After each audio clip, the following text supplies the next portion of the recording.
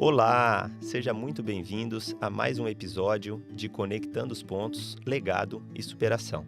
Um podcast que nasceu da vontade da FJR de fazer uma coisa simples: contar histórias de pessoas que carregam o agro no braço, que tomam conta da família, dos negócios e mesmo nos dias mais difíceis não deixam a peteca cair. Eu sou o Chico, fundador da FJR e também host desse podcast, e hoje nós estamos aqui com o Eduardo Dalastra, CEO da AgroSol, e vamos conectar os pontos desse nosso amigo aqui. Eduardo, seja Tudo muito bem, Chico. bem-vindo. Muito obrigado. Finalmente a gente conseguiu fazer esse encontro, né? Pois é, uma hora dá certo, É, né? muito bom. Uma honra estar contigo aqui. Obrigado. Obrigado. Eduardo, para iniciar aqui o nosso bate-papo, eu queria ouvir um pouquinho da sua história. A gente sabe que você vem do agro, tem uma família aí muito tradicional. Então, conta um Legal. pouquinho de quem é o Eduardo, quais suas ligações com o agro e como você chegou até onde está hoje. Certo.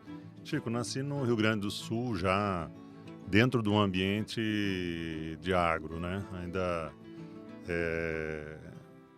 meu pai já ligado ao agro, desde sempre ele trabalhou primeiro com indústria, metalúrgica até, e era para fazer máquinas e equipamentos agrícolas, com esmagadora de óleo, cooperativa, várias coisas que nos ligaram ao agro desde muito cedo. Quando eu fui já me entendendo por gente, ele já estava vindo para o Mato Grosso, buscando novas alternativas e com aquela visão de expansão mesmo que trouxe muitas pessoas de todo o Brasil, mas muitos sulistas aqui para a Que, região, né? que ano que foi isso, Eduardo? A primeira vinda dele, creio que foi em 79. Caramba. E em seguida eles começaram já a ver a região onde hoje é Campo Verde, não existia ainda a cidade, nem Campo Aham. Verde, nem Primavera, nada ali, mas naquela região, e nos mudamos para Mato Grosso em 85. E aí veio Fomos morar toda a para família. Araciara. Daí sim, veio meus pais, eu, minha irmã e o meu tio. Eles sempre foram sócios aqui na operação em Mato Grosso e com a sua família. E a gente se estabeleceu primeiramente em Jaciara e trabalhava naquela região onde hoje é o município de Campo Verde. Legal. De todos nós, eu fui o único que morei em Campo Verde um período. Logo que eu comecei a trabalhar com eles e casei, a gente morou lá, eu e a Fabiana, um período. O Eduardo, meu filho mais velho, também algum tempo em Campo Verde, mas depois a gente acabou vindo para Cuiabá. Você sabe que o agro é cheio de ciclos e altos e baixos, e a gente passou por muitas fases diferentes e muitas dificuldades ao longo dessa jornada. E nisso a gente teve que fazer essas adaptações. Eu sempre quis ficar mais próximo de casa, da família, porque senti muito com a distância do meu pai, que a gente ficava em Jaciara, ele passava praticamente a semana toda onde hoje é Campo Verde, na fazenda, e eu sentia bastante isso, então eu queria estar mais próximo da família. Mas a gente acabou se adaptando aqui, e hoje já tem uma situação bem diferente. Eu acabei me focando no negócio de sementes, trabalhei lá no início do negócio, entre 98 e 2005, mais ou menos, a gente ficou junto. Depois eu saí, fiz outras coisas, mas sempre ligado ao agro. Passei um período bem curto fora do agro, mas logo em seguida voltei, trabalhei com trading de algodão, fiz um mestrado na FGV, que era um mestrado que unia tanto FGV quanto Exalc e Embrapa na época. Legal. O ex-ministro Roberto Rodrigues que costurou isso, ele como diretor da GV Agro, fez isso. Foi um mestrado muito interessante, passamos 2 anos, circulamos, tive a oportunidade de estudar na Exalc, então um campus maravilhoso, né, um lugar histórico para o agro brasileiro. E também na FGV, na Escola Paulista de Economia, que acabou me abrindo muitos horizontes e realmente desvelando aí muita coisa que para mim não era muito clara, como que funcionava macro, microeconomia, né? Como a economia agrícola funciona de verdade, quais são os fatores aí importantes que levam algumas coisas a acontecer, que às vezes a gente pensa que são só ciclos, né? Mas na verdade tem fundamentos por trás, né? Então isso foi me ajudando a abrir muitos olhos, conhecer mais coisas e desenvolver profissionalmente. Legal. E acabei, mais adiante, auxiliando a família, já as famílias, já eram as famílias do meu pai, do meu tio e as famílias Tomazelli também, a família Tomazelli, desculpa, que eram sócios na operação tanto agrícola quanto de semente, para reestruturar o negócio, e isso a partir de 2013 a gente teve um trabalho De longo, hein? deixa eu só entender aí dentro dessa linha do Uhum. tempo aí, Eduardo, você chegou a trabalhar com a família lá Sim, atrás, sim, que sim. é em 98 ali mais ou menos você Isso, falou? 99 que foi na safra 99, 2000 foi a fundação, já em 98 já estava envolvido, estava ainda na faculdade, mas fomos juntos para os Estados Unidos, conhecer como que era esse negócio de sementes. Logo depois que saiu a aprovação da Lei de Proteção de De cultivares. Cultivares, né. E essa foi uma iniciativa do seu pai, do seu tio, assim? Sim, Eles eram meio o negócio de visionários sementes, então? sim, sim. Eles tinham essa percepção de que eles precisavam verticalizar de alguma forma, agregar valor. Estava claro para eles que a gente estava distante, dos portos e existiria, né, consequentemente, um preço menor aqui e que precisavam agregar valor de alguma forma, e eles acharam que sementes seria um bom caminho, né. Eles tinham tido uma experiência como cooperados de empresas de semente lá no Rio Grande do Sul, então acho que Aham. isso ficou na mente deles para eles poder pensar em desenvolver. E houve essa evolução no marco legal aí que foi a Lei de Proteção de Cultivares que possibilitou que tivesse esse estabelecimento das empresas de uma forma mais bem organizada, mais segura, né? E aí mesmo depois de trabalhar um período ali com a família, você foi tocar, assim, sua vida profissional, vamos dizer Sim, assim, foi para outras empresas, para o mundo corporativo, né? eu acho isso muito importante. Fundamental, né? Eu até esses dias atrás estava conversando com umas pessoas que me perguntavam sobre os filhos e tudo, e demais familiares, eventualmente vindo a trabalhar no negócio. Eu acho que é uma coisa que eu tiro dessa minha experiência e da observação de outras situações, é que eu acho que sempre, primeiramente, eu acho que nem deveria ter trabalhado na empresa no começo. Eu acho que seria mais interessante trabalhar fora, ter uma experiência profissional sem nenhuma rede de proteção que você acaba tendo dentro de um Uhum. ambiente mais familiar, para o jovem aprender de fato como é que funciona.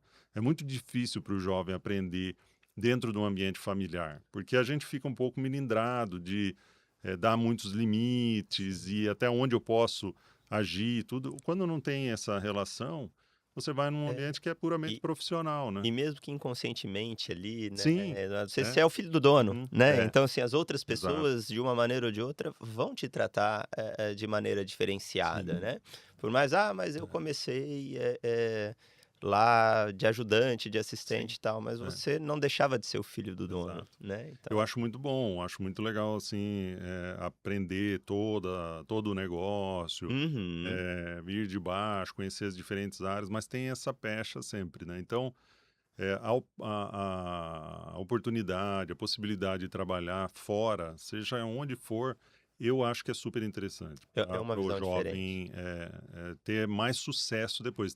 Eu tive a oportunidade depois, Chico, de estudar um pouco sobre empresas familiares. Legal. Fiz um curso, inclusive, com o John Davis, que é um professor muito famoso de Harvard, inclusive junto dele, né, que o Ray Goldberg que desenvolveu o termo agronegócio. Aham. Foram eles dois. E na época que eu estudei com o John Davis, faz muito tempo já, eu não tinha essa noção, não sabia que ele que tinha desenvolvido junto com o Ray. E que inclusive o Ray faleceu agora algumas semanas atrás.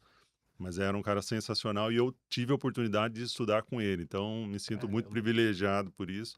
Mas o John Davis tem um livro sobre empresas familiares e tem esse curso, e ele tem essa cadeira em Harvard, e ele ensina isso, que é fundamental que essa experiência exista fora do ambiente familiar, para que quando a pessoa venha para a empresa familiar seja uma experiência muito boa, muito positiva, porque Uhum. é muito importante. Senão é muito difícil mesmo de você lidar com experiências ruins, com erros, porque é natural, né? A gente cometer erros Perfeito. Vão é super acontecer, natural, né, vão isso é uma acontecer. certeza é essa, né. E aí, às vezes, também a gente se cobra muito, né? Poxa, eu errei, tá? Eu não podia ter feito isso, não devia ter falado aquilo e tal. E na postura até com outras pessoas, não Uhum. familiares, mas às vezes são coisas que fazem parte do amadurecimento profissional de qualquer um e fica mais pesado quando ocorre no ambiente de uma empresa familiar, né? Com certeza. E essa volta sua, Eduardo, como É, que foi, assim, pra família? Porque você tem toda essa trajetória profissional, vamos dizer assim, de muito sucesso, né. graças a Deus. E aí, pô, vou deixar isso aqui que eu construí e agora eu vou voltar aqui Sim, e obviamente tem, muitas vezes ali alguns esqueletos que vão ter sim, que ser desenterrados ali, é, trazer pra mesa coisas que não são uhum, tão fáceis de, sim. se conversar. Como que foi isso pra você e pra família? Olha, para mim foi uma surpresa, porque foi algo que, de certa forma, foi imposto pela Invivo, quando a gente estávamos fechando o negócio, eles colocaram, olha, como condição sine qua non, você tem que vir para o negócio, você que desenvolveu o plano de negócio, e a gente quer que você esteja envolvido nisso para entregar isso para a gente. Afinal de contas, a gente está fazendo um investimento Ah, importante aí. você não estava no negócio Não, quando começaram as tratativas com o grupo eu francês? estava assessorando eles, mas eu tinha uma empresa minha junto com meu primo, Perfeito. nós não tínhamos uma Um ligação, vínculo um direto. vínculo direto, trabalhista com a empresa, não.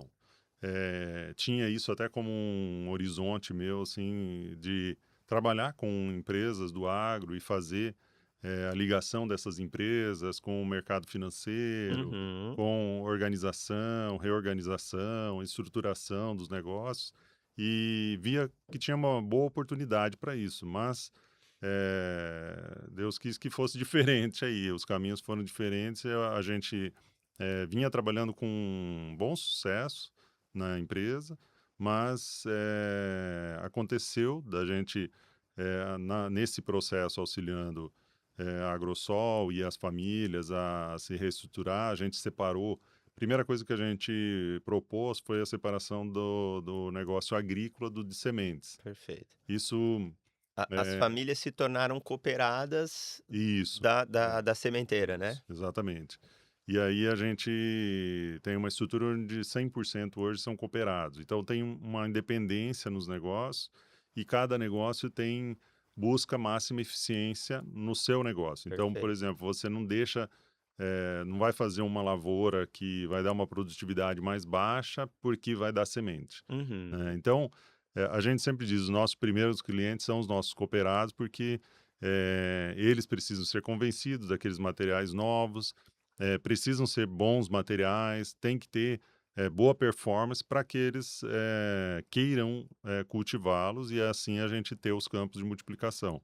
Então, a gente teve que fazer um trabalho também muito grande de desenvolvimento de mercado, conhecer bem o pipeline dos obtentores. E foi, então, voltando, a primeira coisa que a gente fez, separar essas duas áreas.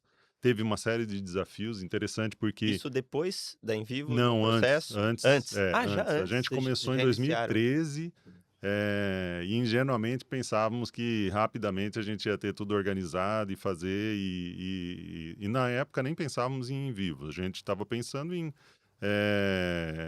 sim, trazer um sócio, vender participação. Havia uma necessidade ali financeira, de reestruturação de capital, mas o primeiro passo foi fazer sugerir essa separação. Foi um tempo até que a gente decantou bem a ideia e viu que dava para fazer.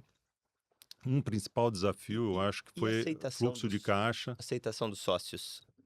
Porque Olha, porque existe, é, né, assim, eu não sei se é um paradigma, não sei se é uma resistência ou não, mas uhum, assim, é tudo um negócio só e e sim, e é meio característico do empreendedor. sim, Porque eu enxergo exato, produtores rurais como são empreendedores, empreendedores, natos, né, claro, e sem de dúvida. muita É, garra, né. é, Então assim, o empreendedor, ele quer fazer acontecer, sim, e ele quer da maneira mais simples possível. sim. Então, quando você está ali produzindo, fazendo e tal, é simples, né. A palavra é bem essa, é simples e o mais simples possível. Então, a dificuldade é isso mesmo, mostrar que trazer um certo grau de complexidade vai resultar em algo bom, benéfico e mais eficiente para frente. Mas tem essa dificuldade de passar por aquela fase de piorar para depois melhorar, né? Perfeito. Então, teve um pouco de resistência, mas era um momento muito bom e as pessoas todas com a cabeça bem aberta, assim, querendo progredir, evoluir, sair daquela situação que estava um pouco amarrado, os negócios, não estava conseguindo fluir tão bem. E nós estamos Então, falando isso há quase 15 anos atrás, né. isso, exatamente, Cara, há 13 anos atrás, né? muito bom, muito É. bom. E hoje a gente vê, né, diversos grupos aí querendo fazer esse movimento e ainda hoje Uhum. continua desafiador, Sim, né, é. Eu acho que isso vem assim, não é uma época, né? Agora é o momento de fazer isso. É momento para cada grupo, para cada situação. Como a gente viu aí, teve muita evolução nos últimos anos, pelos preços das commodities, por tudo que aconteceu no mercado, aí muita gente cresceu muito. Então, esse momento pode ser que chegou para muita gente, enquanto outros talvez ainda estejam numa situação em que faz sentido ser mais simples, né? Para nós, naquele momento, fazia muito sentido, né? Eu até digo nós sempre, mas eu estava olhando de fora, então eu olhava assim, para eles faz todo sentido fazer isso agora, aham. né? Eles precisam separar, tornar as duas coisas mais eficientes, ver quais são as áreas que realmente tem que ser mantida, onde que tem alta produtividade ou baixa produtividade, no aspecto agrícola e no negócio de sementes tem que se organizar a contento para poder crescer. E aí que eu te E comentei que foi um desafio grande a questão de fluxo de caixa, porque quando as coisas estão juntos, um ajuda o outro, né. exatamente. Então tem e tinha um certo subsídio, assim, que Aham. ocorria. E algumas coisas que foram as que a gente apontava, negativas, porque, não funcionava tão bem, né, um dos negócios que, no caso, a agrícola, estava mais apertado, né, e subjugado ali no processo, né. Ô Eduardo, tem uma coisa interessante aí do ponto que você trouxe, Uhum. esse ano a FJR faz 8 anos, 8 né, anos, 8 anos parabéns. já. E ao longo desse tempo, a gente foi, criando uma metodologia e Uhum. amadurecendo a maneira como a gente enxergava os produtores rurais, né. Certo. E o ano passado a gente bateu o martelo Aham. e a gente classificou os nossos clientes e os produtores em 4 tipos de Ah, árvore. é? Olha. Então é uma palmeira, é um ipê, é uma araucária e é uma copaíba. Hã. E o porquê que a gente fez isso? Porque muitas vezes chegavam os clientes para nós e Sim. falavam que eles queriam fazer uma revolução e, assim, eu quero mudar tudo e tal, eu quero Uhum. prosperar.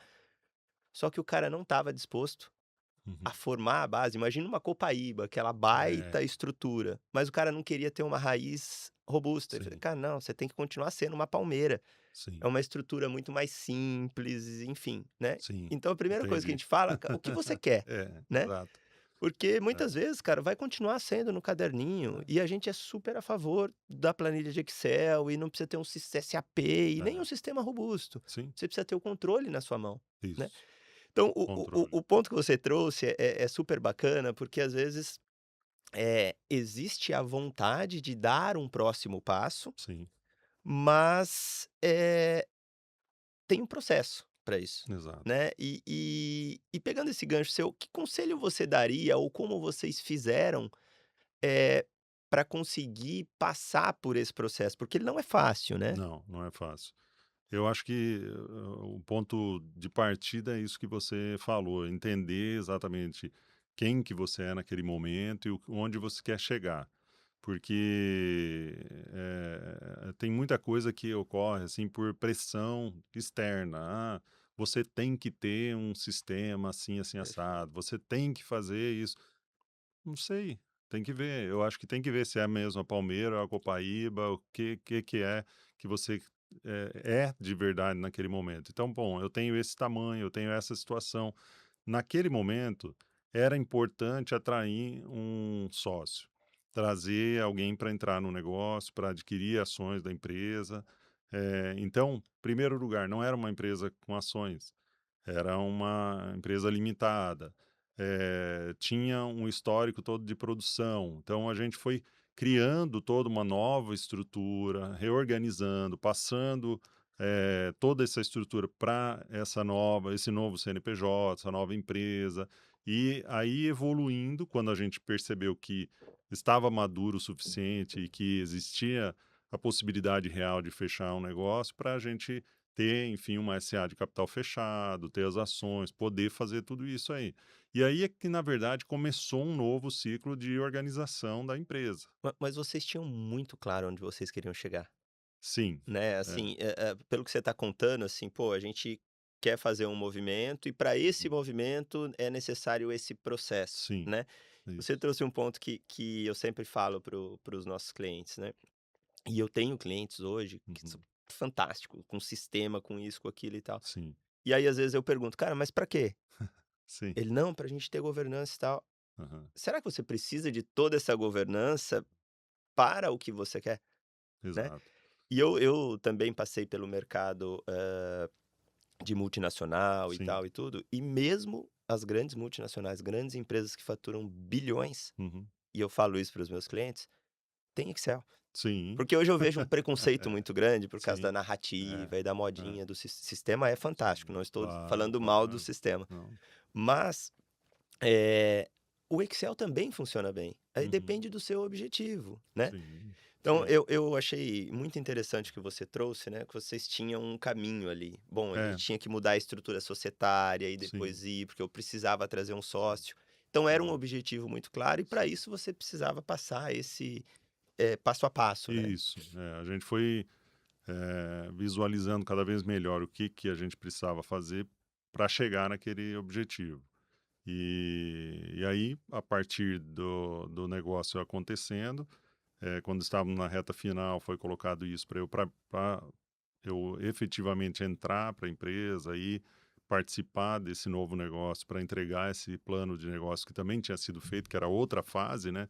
Pós-deal, daí, bom, em 8 anos a gente quer chegar aí até 1 milhão de sacos e tal.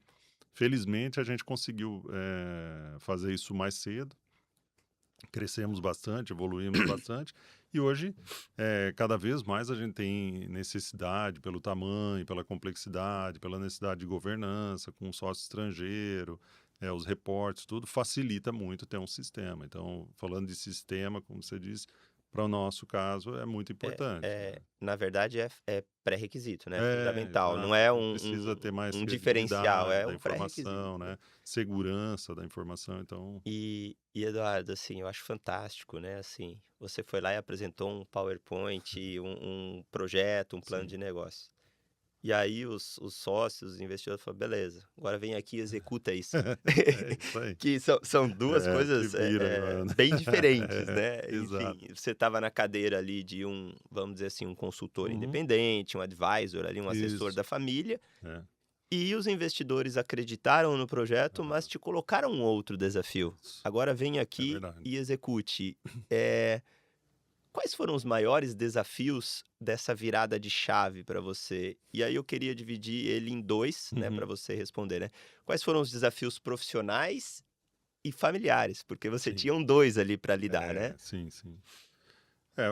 Eu acho que, foram quase que só desafios no começo, muitos desafios, era muita coisa, assim, para eu me adaptar também àquela nova, situação, posição e tudo, para as pessoas também entenderem: "Poxa, mas ontem ele estava aqui assessorando, vindo com frequência, mas com uma baixa frequência para estar aqui no negócio e tal, e agora de repente é o CEO da empresa, e como é que vai ser isso tudo? E aí tem agora esse sócio e tal. Então, tinha algumas coisas que ficava assim, puxa, é por causa da sociedade, é por causa do projeto, do plano de negócios, é o Eduardo querendo. E eu procurei sempre distanciar isso, tornar cada vez menos pessoal, as coisas assim não são eu querendo, a gente tem um plano para entregar, vamos atrás disso, vamos nos superar e encontrar quais são as dificuldades e as possibilidades que a gente tem a cada ano. E acho que profissionalmente eu tive que aprender muito sobre fazer essa integração entre culturas diferentes, né, timings diferentes, percepções diferentes, sobre uma mesma coisa. Às vezes tem um objetivo que está muito claro, mas como chegar a ele, formas diferentes e as nossas peculiaridades do Brasil, do agro, de uma empresa em transformação, porque tinha muita coisa que precisava ainda se transformar. A gente já tinha uma cultura legal de controles, orçamento e tudo mais, mas isso enrijeceu, claro, né? Imagina você ter um sócio que está muito distante, né? Lá na Uhum. França, sem uma pessoa no dia a dia, né? Que a governança que foi criada era assim, o CFO seria apontado por eles, mas não seria necessariamente uma pessoa da Envivo, e não foi. E a gente tinha que prestar muita conta de tudo que estava fazendo, Uhum. fazer fechamentos mensais, passar por 2 auditorias anuais. Isso é nossa rotina, porque nós São trabalhamos 2 janeiro, auditorias? nós trabalhamos janeiro, dezembro, e eles trabalham julho, junho. Uhum. Nós chegamos até um período fazer julho, junho, mas era muito ruim, porque a gente pegava um meio de um estoque, né, de uma produção, e depois fechava o ano com outra produção. Isso trazia uma série de complicadores. Então a gente voltou para o janeiro, dezembro, que para o negócio de sementes faz todo sentido, facilita a questão toda fiscal nossa. E a gente então voltou a fazer o que chamamos de mid-year closing, que é o fechamento de meio de ano para reporte para Envivo. Então acaba que a cada 6 meses a gente tem uma auditoria, Pô. né? Isso é pesado, e principalmente lá no começo foi muito pesado, de você ter uma auditoria bem leve, uma empresa ainda pequena, porque também foi aumentando o tamanho da empresa, então isso foi Sim. ficando bastante complexo. Eu tive que aprender muito sobre sementes, sobre o negócio, sobre pessoas, gestão de pessoas, gestão de conflitos, e é, sempre tive bastante paciência, calma para tocar as coisas, mas às vezes o negócio não te dá muito tempo, né? Não. Você precisa tomar uma decisão, precisa resolver um problema que está ali na frente. Então, você pode unir esses fatores positivos, que eu acho que são paciência, resiliência, ter calma, mas muitas vezes tem que tomar decisões. E houve decisões corretas e incorretas, certamente, ao longo desses anos. Vamos fazer 10 anos agora em maio. Pô. Então, teve muita coisa difícil e erros, certamente. E e Mas e você tá conseguimos desde mais o início, acertar do né? que errar, e graças a Deus, né? Pô, mas tá É. você tá desde o início, Sim. então o M&A se concluiu, iniciou em 13 e se concluiu em 16. Nós começamos esse processo de assessoria em 13, aí conhecemos a Envivo no final de 14, passamos o ano de 2015 praticamente todo em negociações, e como a gente estava rodando a primeira safra, efetivamente, se a primeira safra separado do negócio agrícola da semente seria a 15 e 16. Ah, E perfeito. aí a gente aguardou, eles pediram para aguardar para ver os números separados, para daí a gente poder fechar, e acabou fechando em maio de 16. Legal. Então foi aí no início de 16, final do primeiro trimestre para frente, é que eu soube que eu ia ter uma nova Uma função ali nova a partir cadeira, né. daí. E continua até hoje, né, Sim, sim. Eduardo? Então É, são 10 anos aí que, é, pegando aí o gancho da pergunta, né, você passou por muitos desafios, sim, sejam eles profissionais, sejam eles sim, familiares ali em toda essa sim, transição, né, mas podemos resumir que foi um movimento de muito sucesso, né, sim, com erros, com os acertos que são claro, normais, né, claro. mas muito acertado. E a gente, Eduardo, na FJR, como eu disse, a gente trabalha com grupos familiares, Sim, com produtores que, uhum, muitas vezes querem fazer movimentos parecidos, sim, não tão grandes como sim, esse que vocês realizaram, mas sim, às vezes, montar uma estrutura um pouco mais robusta, um pouco mais uhum, profissional, porque estão vindo os filhos, já sim, tem os netos e uhum, existe uma preocupação nessa continuidade, sim, nessa sucessão, né. uhum. Quais são os pontos que você destaca que são essenciais nesse movimento de Uhum. profissionalização? Bom, primeiro eu acho que, se tem alguém que quer dar continuidade é bom, e aí tem uma série de coisas, abre todo um leque de possibilidades e necessidades para cuidar disso. E se não tem, eu acho que a gente tem que ter um pouco menos, paixão, no sentido de emoção, para administrar os negócios e agir com, mais pragmatismo de que os negócios podem continuar se não tiver um dono que é família, né. Uhum, Então, tem que preparar o negócio para isso, né. E aí as coisas todas começam a ficar mais fácil, porque eu acho que tem que ter governança, tem que ter, clareza, né, do que está sendo feito, o que está dando de resultado, as regras claras de, bom, se alguém trabalha na empresa, existe uma remuneração aqui, como para qualquer pessoa, então tem um salário, tem essa estrutura aqui de organograma, essas funções, e para estar nessa função, naquela função, existe os pré-requisitos, né? Como em qualquer lugar. uhum, Então, quanto mais se organiza isso de forma clara e se dá a conhecer para as pessoas da família, menos problemas vão ter, muitos problemas serão evitados, né?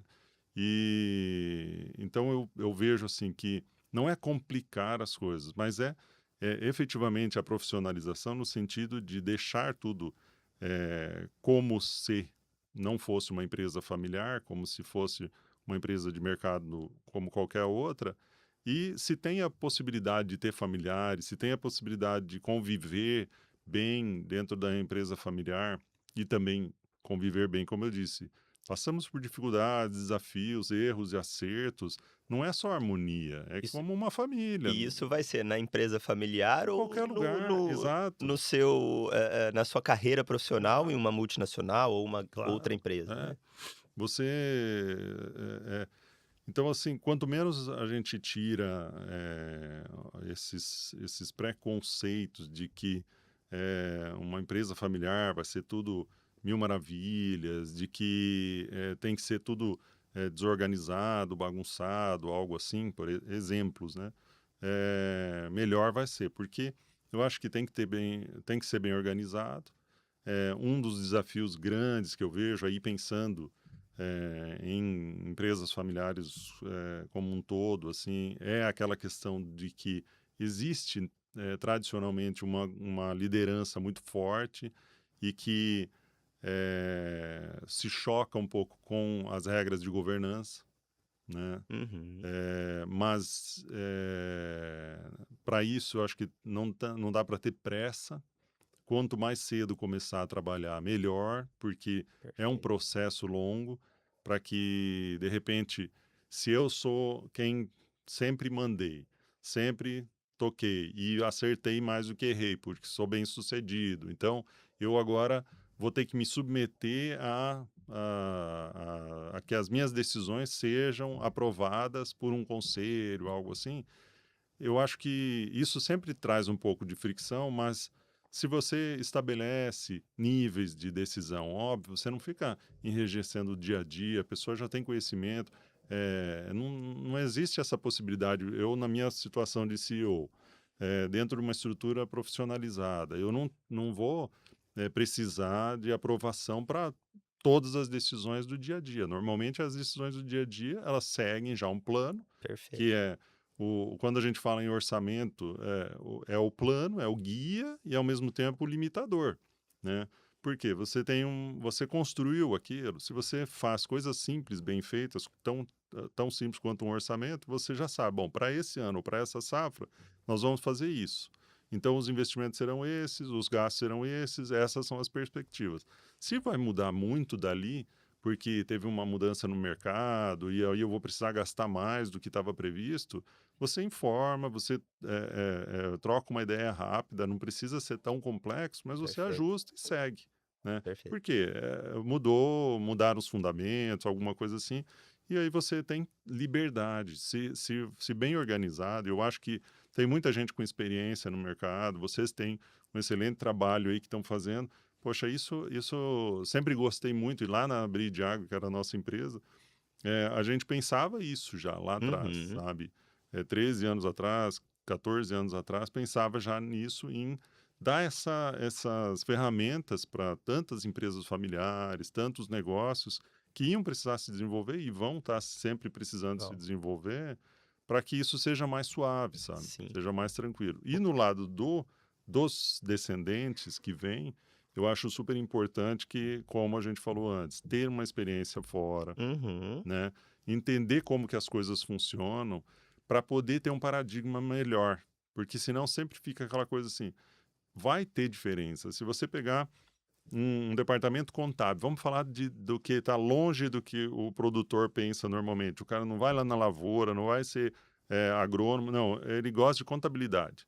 A filha do proprietário gosta de contabilidade, ela vai para o departamento contábil, saiu da faculdade ou está na faculdade terminando e vai para o departamento contábil. As pessoas ali vão ficar melindradas e vão ter Perfeito. uma relação diferente. Se ela tiver uma experiência num departamento contábil em outra empresa, ela vai entender como que as coisas funcionam de fato e depois ela vai poder comparar. E até para reagir, olha, não precisa me tratar assim, Aham. ou vamos agir profissionalmente aqui e tal, e cria uma Para relação ter a boa. maturidade ali Isso, para lidar com exatamente. isso. Eu acho que pressa é o ponto crucial. A gente tem que tirar um pouco a A pressa. Eu pressa. sei que quando a gente quer resolver, tal, não, vou fazer agora e daqui 1 ano, 2 anos, não adianta. O Não adianta. É com tempo, precisa tempo para amadurecer. O produtor conhece muito bem isso, sabe que Aham. precisa plantar para depois desenvolver, cuidar bem a lavoura para E ele poder depois colher colher. bem. Então é o mesmo processo.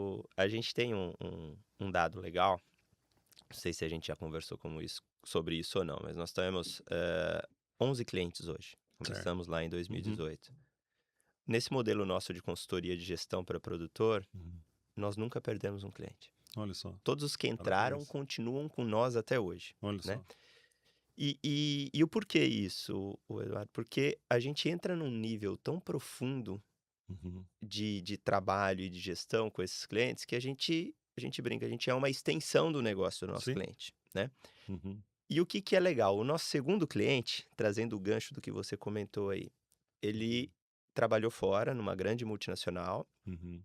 e em um certo momento ele veio para fazenda. O pai com Uhum. muita energia, o pai é fantástico, né? Sim, E aí eu falei: "Pô, vai ter uma dificuldade, porque o pai tem muita energia ainda", né. sim, E o filho veio e o pai, assim, sabia tudo de sim. cabeça, né. Se perguntava Aquele tal coisa, tal empreendedor coisa, tal nato, coisa, tal. tudo na cabeça. Ele falava, eu falava: "Cara, ele não sabe o que tá falando". Eu ficava ali, às vezes, 2, 3 semanas, um mês, montando planilha para chegar, Aham.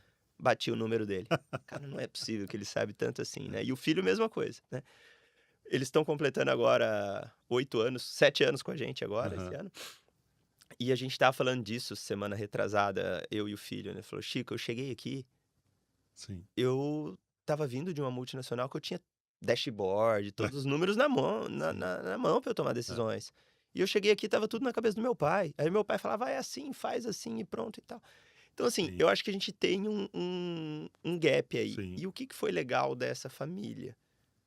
A partir do momento que o filho conseguiu, eh ganhar um corpo dentro da estrutura, o pai abriu Sim, espaço, saiu. Hoje é presidente do sindicato rural e tal. Então, legal. linda a transição Uhum, deles. Só que mesmo nessa família hoje, a gente está ali discutindo a próxima geração, sim, que é o filho o dele, filho. né? Aham, E aí, o que que eu penso quando eu olho isso, Eduardo? A gente é meio que trabalha meio que como um conselho ali junto sim. com essa família, né? E às vezes a gente conversando e fala assim, pô, e o seu filho, fulano, ciclano e tal? A gente não Uhum, sabe se eles vão querer uhum, estar aqui, né? uhum. Então a gente precisa preparar o negócio a ponto de eles serem herdeiros. Isso, acionistas, Se eles sócios, né? quiserem vir para um Isso, negócio, tudo isso, bem, mas a empresa tem que estar pronta isso. para Isso eles é super tomarem a importante, decisão. Chico, muito importante esse ponto, porque eu acho que tem que preparar os dois lados. Preparar a empresa para ela ser uma empresa que rode independente de um herdeiro, um sucessor, ter que tocá-la, e os herdeiros e sucessores para serem sócios, Perfeito. porque isso é um ativo que eles têm. Sim, Então, a obrigação não é de ir para lá, tocar e substituir alguém. exato. Mas a obrigação é, poxa, você tem um patrimônio, você tem uma herança, você tem algo que foi construído aqui pela tua família e é um ativo, E né, que a nosso, propósito hoje são patrimônios muito grande. multimilionários hoje, né. Exatamente. E a gente percebe também, desculpa te cortar, Eduardo, assim, mas eu até me empolgo quando a gente Imagina. começa a falar desses assuntos, que eu sou apaixonado por isso. Enfim, a gente começa a conversar com os clientes, Sim. todos são muito simples. O Sim, agro é simples, né, graças a então, Deus. Eu eu gosto muito adoro disso. isso, né, você É. conversar, assim, de maneira muito fluida, né, sem Sim. muito milindre ali, É. né. E a gente começa a conversar: "Pô, mas você tem isso, você tem aquilo e tal". Até os clientes falam: "Mas eu É. tenho". É. E tem, né. Sim, E sim. e e as novas gerações hoje, eu tenho um cliente que fala também: "Chico, para ser produtor precisa ter vocação". Sem E dúvida. isso é um fato, Poxa, né, claro.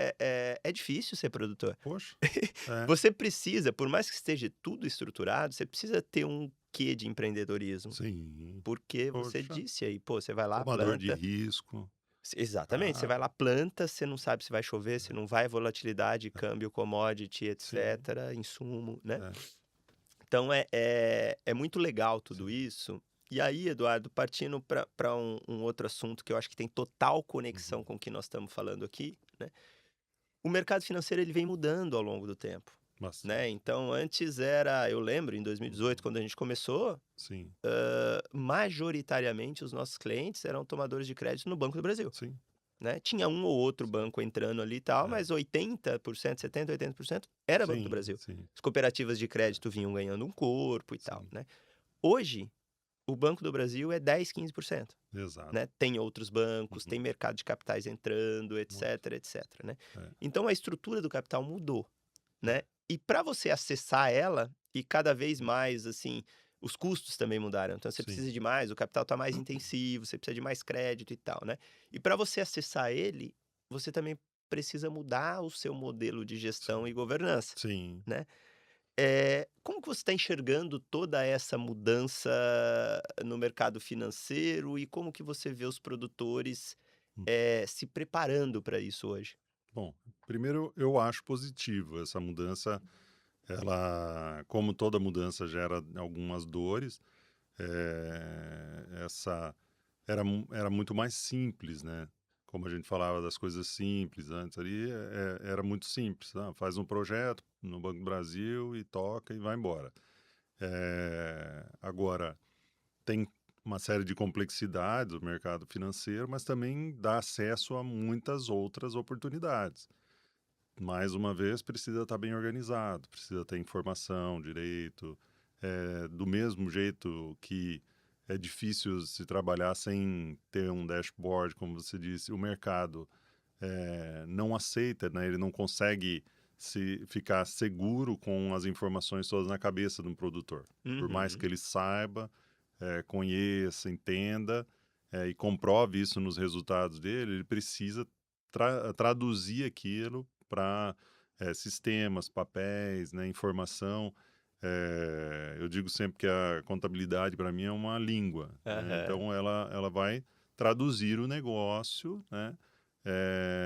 e mostrar naquela linguagem contábil como é que esse negócio está, como é que é essa estrutura de capital, ativos, condições para poder tomar crédito e tudo. Então, está totalmente ligado realmente com o que a gente está falando, porque precisa ter essa evolução, né, da empresa rural, do produtor rural, seja que tipo de estrutura que for, para poder ter abertura para esse mercado novo, que é um mercado de crédito que está se dando aí cada vez mais. Acho uma pena até a gente estar numa situação, num momento aí de custo do capital muito alto, né? Então isso tem dificultado mais para o produtor poder acessar melhor esse mercado de capitais, porque tudo está muito caro. Mas também é um ciclo, é uma fase, eu acredito que isso vai mudar. Acho que a gente ainda vai chegar, eu tenho uma crença antiga de que a gente ainda vai chegar a casar bem o tomador desse crédito, que é o produtor rural, com o financiador ideal, que, na minha visão, são os fundos que trabalham com mais longo prazo. Então, fundos internacionais aí de Fundos de aposentar, fundos de pensão, pensão, perfeito. todos aqueles fundos que tenham uma visão de mais longo prazo, estabilidade, que no mercado agrícola pode dizer assim, mas tem volatilidade, tem incertezas e tudo. Tem uma série de incertezas, mas se você olhar para a volatilidade de produtividade, dos resultados, quanto mais organizada a empresa e se ela está respeitando bem os parâmetros normais aí de estrutura de capital, de alavancagem e tudo, ela consegue dar bom resultado e aí vai cada vez mais ter acesso, facilidade para captar esse recurso mais barato, né? E até de lastro, né, Sim, Eduardo, sim, assim, muito importante. é engraçado, né, porque, assim, quando você olha grandes empresas, Uhum, né, qual é o lastro que essas empresas hum, têm?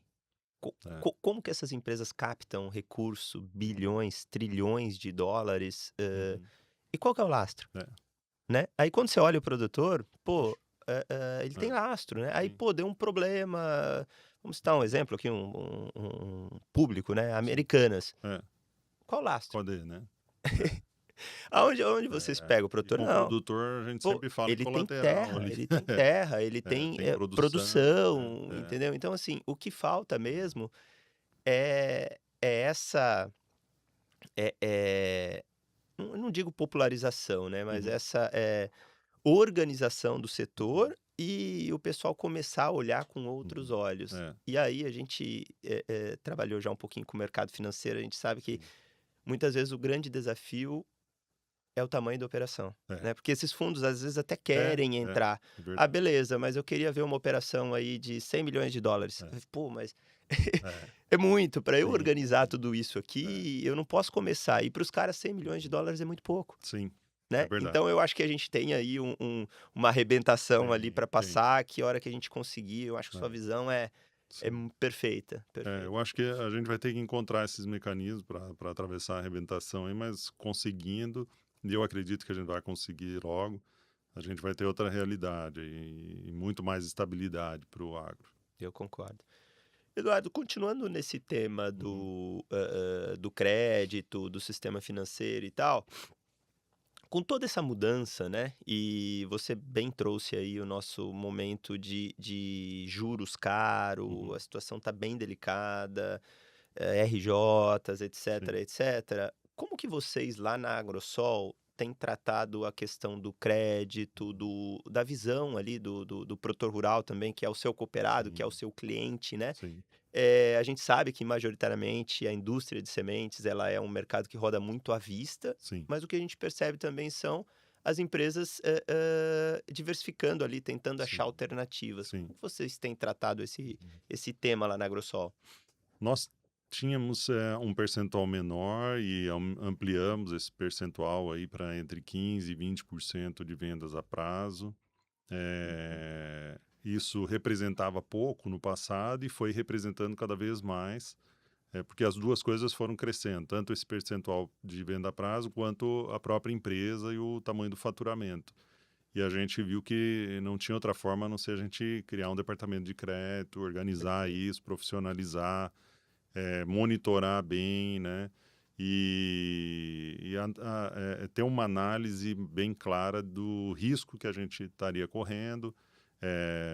Isso, obviamente, foi uma demanda dos acionistas também, do nosso conselho, que se a gente fosse caminhar por aí, que a gente tivesse estrutura para poder fazer uma boa análise e poder nos proteger dos riscos naturais. E a gente começou a trabalhar 3 anos atrás na construção desse departamento. Hoje já Legal. está mais maduro, mais bem organizado. Temos um índice baixo de inadimplência. E a gente tem passado pelas dificuldades normais aí do mercado, né? Como falamos, o custo do capital muito alto. Então, não tem mágica, né? Se você tem uma partida que é alta, não vai conseguir diminuir aquilo. Então a gente tem tido até mais demanda do que a gente consegue atender, né? E seria muito bom, porque isso, no geral, ele auxilia com preço médio, melhora talvez até a capacidade de rentabilidade da empresa. Market share. Market share, com certeza. Com certeza. É uma oportunidade muito grande para crescer, né, por meio de venda a prazo. Mas existe essa trava do risco Os e do prós e custo. os contras, né? Eu Vocês acho têm que trabalhado com principalmente risco e barter? custo. Sim, algumas negociações a gente tem feito assim, a gente gosta bastante. Isso diminui muito o risco, né? Porque já fica tudo casado. Bom, o produtor vai entregar para tal trading, o pagamento já vem direto para nós. Tem uma CPR, algo assim envolvido, que isso dá mais tranquilidade também para trade, que normalmente numa situação normal de contrato ela não teria uma garantia, né? Mas como envolve uma triangulação onde a gente adiantou o produto, então a gente tem uma garantia. Então eu vejo como muito benéfico para todas as partes. Eu gosto bastante do barter. Acho que teve uma fase que ficou meio maculado, como uma coisa assim que fosse para Quem não tinha tomar, crédito. ou tomar proveito do produtor e tal. Eu realmente não vejo assim. Eu acho que não tem nada a ver com não ter crédito. Eu acho que é natural, né? Se você tem a produção, de certa forma o produtor está produzindo recursos, está produzindo dinheiro, né? Perfeito. Então ele tem a fabriquinha dele ali, ele vai, Isso aí. entrega em produto e simplifica a operação Se a toda, né? relação de troca faz sentido, né? A Exato, gente esse é o olha ponto, muito esse é o isso, né? ponto, né? Não adianta ele fazer, aí sim seria onde poderia haver algum aproveitamento por uma relação de troca fora da realidade, mas Uhum. isso nunca foi o nosso objetivo. A gente busca momentos do mercado onde tem uma boa relação de troca. Acho que tem que ser bom para os dois lados. Nós, na verdade, queremos vender o nosso produto e Exato. reduzir risco. Então, se dá para reduzir risco, isso faz com que o custo também seja melhor. Então, eu vejo com muito bons olhos. Gosto muito do barter. Legal. Sempre gostei desde a época de trading. Como trader, então olhava e falava, puxa, isso ajuda demais para mim, porque eu tenho um contrato de compra e venda, mas não tenho uma garantia. Então, se Aham. eu entrava numa operação de barter, eu já tinha uma garantia maior. Perfeito. Hoje tem trading que chega a cobrar para fazer uma operação de barter. Para eu passar o dinheiro direto. Eu sei que é mais complexo, porque também sentado na posição deles no passado, eu sei quão complexo é você ter que fazer todo aquele controle de pagamento. Poxa, agora esse cara tem um contrato aqui e uma parte dele vai para pagamento de tal empresa, outra parte para outra e outra para outra. E quem paga mal paga duas vezes. Então a trade Aham. fica preocupada em gerir aquilo lá. Eu acho que tem uma certa razão em ter um certo custo por isso, mas também sem exagero, né? Exato, exato. Não, legal. A gente tem essa visão, a mesma que você, assim, às vezes me parece um pouco de contrassenso Uhum, nesse ponto, mas você bem definiu aí. Tem uma complexidade e um risco também lá uhum, do outro lado, né? uhum. Bom, Eduardo, a gente está chegando aqui Ótimo. ao fim do nosso bate-papo, depois de muitos desencontros, uma É, hora dá certo, as agendas tá. apertadas, né, mas isso é um bom sinal, É um nós ótimo estamos aí, sinal, estamos na corrida. correndo para lá e para cá, né.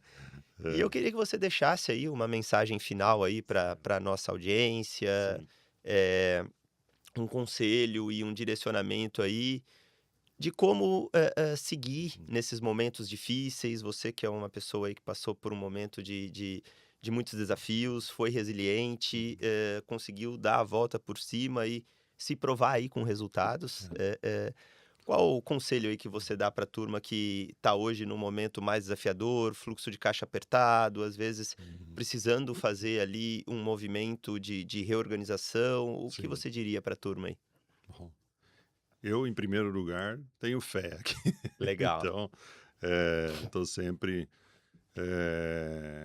muito voltado a isso. Eu acho que o produtor é um cara que tem que ter muita fé naturalmente, porque é até bíblico, né? O plantar e não ficar lá cavando para ver se a semente está vindo, ter a esperança, ter a capacidade de esperar e ter esperança. Então, acho que é super importante a gente ter fé que as coisas acontecem por um propósito, que às vezes até muitos momentos de dificuldade, nós estamos aí, como você disse, passando por momento de juros altos, mais restrição de crédito, oportunidades para uns, dificuldades para outros, mas a base eu acho que é muito importante ter fé para seguir adiante, para ter a resiliência, a capacidade de continuar. E aí, no dia a dia, a gente buscar se organizar cada vez mais e melhor para os negócios estarem bem estruturados. Tenho dúvida, tem tantas pessoas aí dispostas, vocês fazendo excelente trabalho para ouvir, auxiliar, organizar melhor a estrutura de capital dos clientes, né? E não se deixar levar muito pelas modas ou porque tem que ser assim porque o vizinho, o filho está tocando negócio, o outro neto já está lá, não sei o quê. Cada um tem a sua história, cada um vai ter a sua forma de dar continuidade ou não. Eu acho que a gente tem que ter uma cultura de famílias empresárias. perfeito. Nós não necessariamente temos que ter empresas familiares, nós temos que ter famílias que são empresárias, que saibam dar valor a tudo que foi feito, todo o trabalho, né, dos nossos pioneiros, mas a gente pode transformar. Às vezes, uma fazenda que foi da família por muitas décadas pode se transformar numa empresa, numa indústria, num serviço, em algo totalmente diferente, porque aquela família foi bem educada, os filhos partiram para outros caminhos, estão em outras áreas e aquilo gerou a prosperidade futura da família. Então, não necessariamente tem que ser sempre a mesma coisa, né? Sempre produzindo na lavoura. Quantas mudanças a gente teve? Mato Grosso começou com arroz, né? Uhum.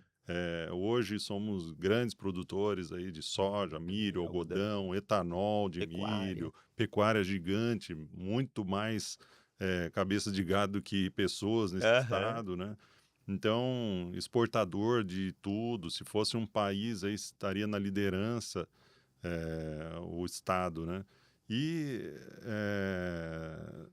não necessariamente tem que ser a mesma coisa que se faça. Sempre pode ter mudanças, evoluções e tudo. Então, eu acho que do lado dos pioneiros, entender isso e ter esse desapego e, ao mesmo tempo,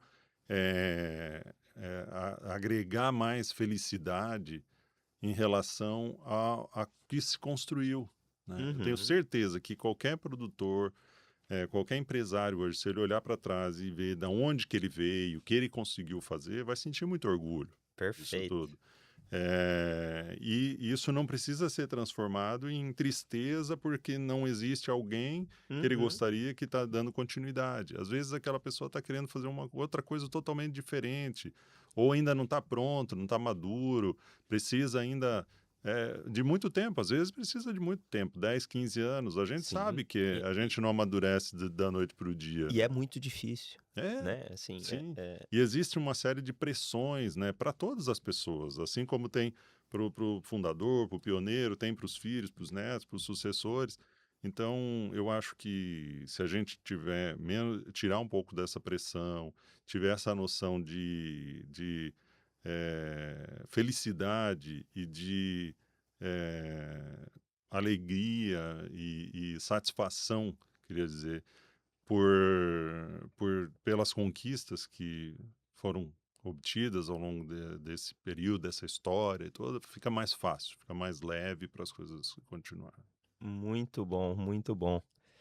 Eduardo, muito obrigado. Obrigado a Eu você, acho que Chico. hoje aí Ótimo. foi um sucesso esse nosso bate-papo. Que bom, estou E feliz. eu Sempre à fiquei disposição. muito contente com o contexto aí que a gente Que conseguiu legal. trazer esse bate-papo de alto nível, né? Que bom. Bom, Muito obrigado, viu? Eduardo, aonde que o pessoal pode te encontrar? Onde que o pessoal consegue buscar você nas redes sociais? Pessoal que está nos Mais fácil no ouvindo? LinkedIn. Eu acho que mais fácil é o LinkedIn. Eu uso também Instagram, mas não sou muito ativo, não. Legal. Qual que é o seu LinkedIn? É pelo meu nome, Eduardo da Eduardo Lastra. Caramori da Lastra. Legal, Tá? legal. Vai achar fácil lá. Legal. Bom, hoje nós conectamos os pontos do Eduardo da Lastra, um profissional aí com características ímpares, muito difícil de se encontrar, né? Um profissional que traz a essência do agro com uma visão de futuro, governança e também com muita resiliência. A gente pôde ouvir aí um pouquinho da história dele, né?